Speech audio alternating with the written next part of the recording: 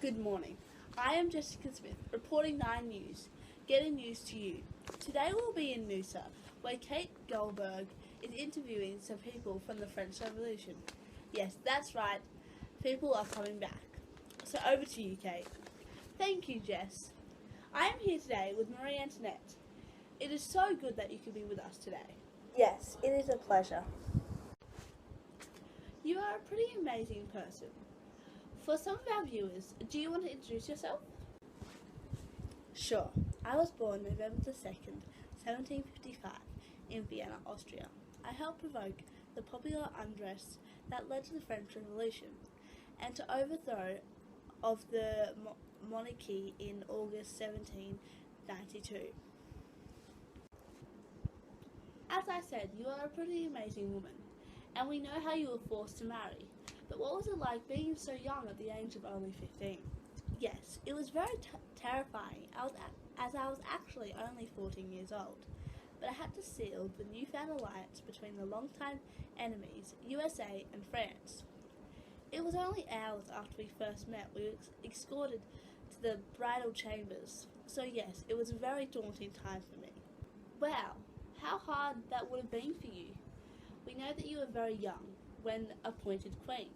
What was it like being a queen at such a young age, and how did this make you feel? Yes, I was very young. Well, Louis V died in 1774, and Louis Angus succeeded him to the French throne as Louis XV, making me, at 19 years old, Queen of France. The personalities of Louis and I could not be more different. He was shy, and a lover of solitaire pleasures such as reading and mental work. And I was outgoing, bold, loved gambling and partying, and also loved my fashion. When the king went to bed before midnight, my nights of partying and gambling had just begun. When I woke up just after noon, he had been working for hours. When the word reached Empress Maria Thesis in 1777 that me and Louis had not yet consumed our marriage, Marie Thesis immediately dispatched her son, Joseph II, my older brother, to France to act as a sort of marriage counsellor, whatever he counselled. A year later, I gave birth to my daughter, Marie Thesis, Charlotte. This was a very daunting time for me, but very happy and fun at some. This must have been so hard for you. And also, in January 1793, the radical new republic placed King Louis XVI on trial, convicted him for treason and commended him to death. How did you feel about this? And would you like to tell us about this? This must have been disheartening for you too. Thank you for sharing these things with us. We will be back soon after this short advert.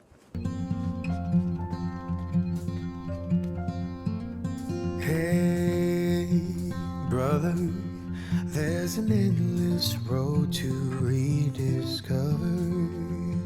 Hey, brother, know the water's sweet, but blood is thicker. Oh, the sky comes falling down for you. There's nothing in this world I wouldn't do. What if I'm far from home? Oh brother, I will hear you call. If the sky comes falling down for you, there's nothing in this world I wouldn't do.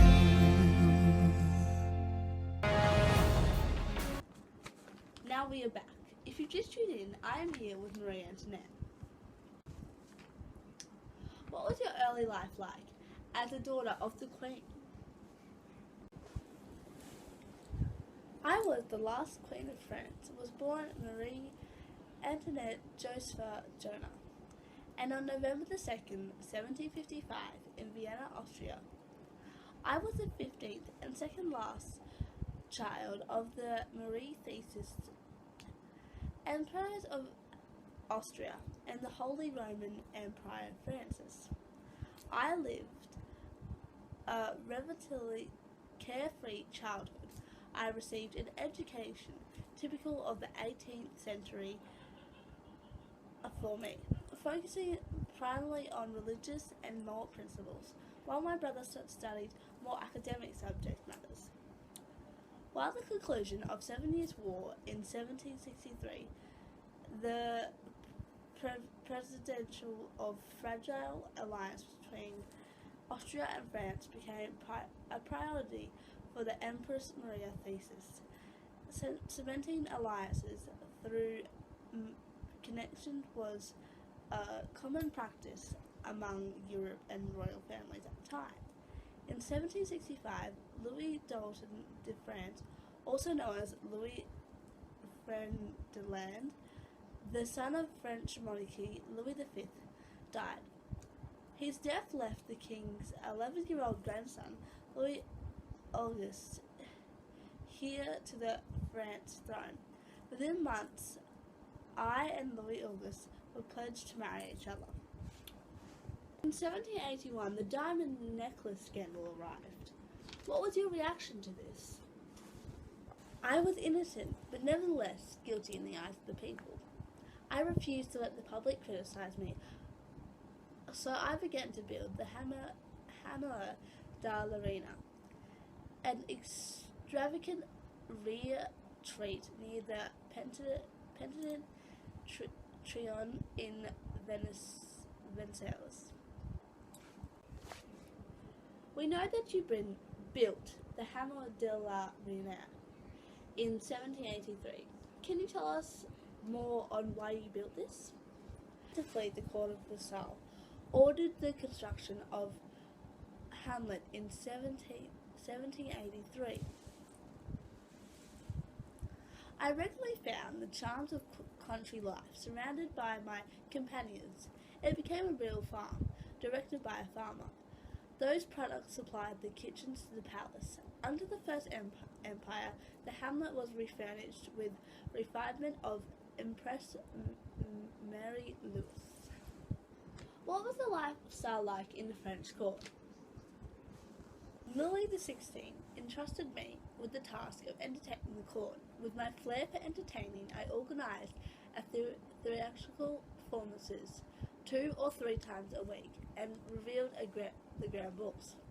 I also let the court play in the Salon de la Paix and played billiards and cards with great enthusiasm.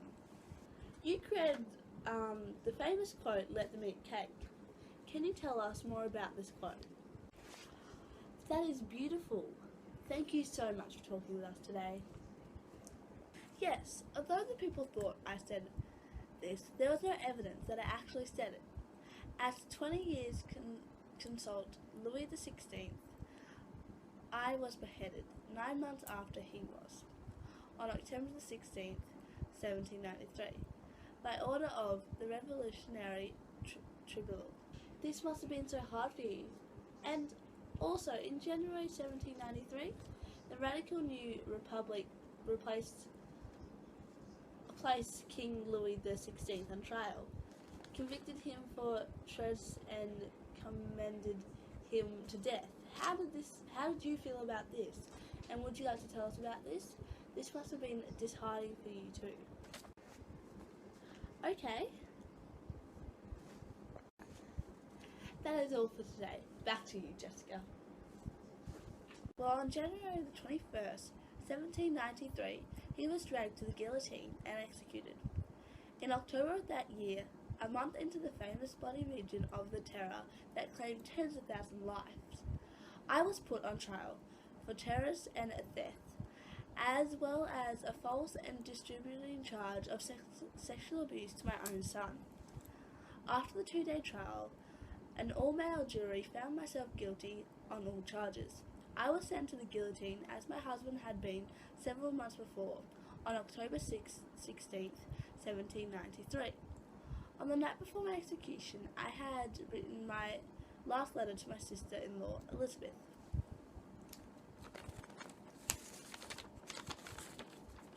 "I am calm," I wrote, "as people are also consider is clear. Then in moments before my execution, when the priest who was present me told to have courage, I responded, courage? That moment when my ills are gone, and to the end is not the moment when courage is going to fail me. And lastly, we know you dressed very nicely and had many jewels. What was your favourite piece of jewellery that you have? Why don't I just show you? Okay.